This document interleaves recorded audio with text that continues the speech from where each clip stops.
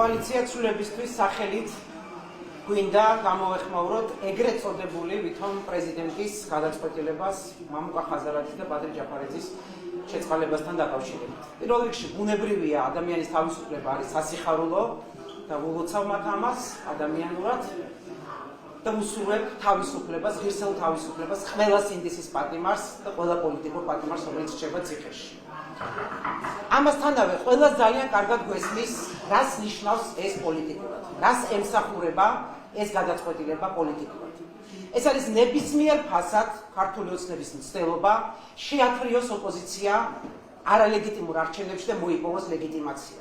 ლეგიტიმაცია, რომელიც არის ერთადერთი, რაც ასაზრდოებს ამ რეჟიმს. ამას შვებიან ყველაფრის ფასად.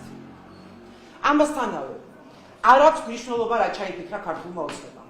ყველაზე მნიშვნელოვანია, როგორ პასუხობს ამას ოპოზიცია, ნამდვილი ოპოზიცია. და მე მინდა მთელი გულით და პატივისცემით მივმართო მამუკას და ბადრის. მივმართო დღეს, ზუსტად გათავისუფლების დღეს.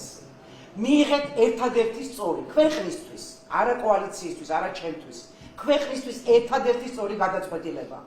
გამოდით არასწორი, არარსებული რუსული სპეცოპერაციიდან, გამოდით და დაუბრუნდით საერთო პრინციპულ არ თანამშრომლობის, არ შეგუების, არ დამორჩილების წინააღმდეგობის ბრძოლას. ეს იქნება გაძლიერება ბრძოლის, ეს იქნება ერთადერთი სწორი გადაწყვეტილება ლელოსთვის, მთლიანად ოპოზიციისთვის, ყველა აქტივისტისთვის და რაც მთავარია, ჩვენი ქვეყნისთვის. სულ მოუთქველად ველი ამ სწორ გადაწყვეტილებას ლელოსთან.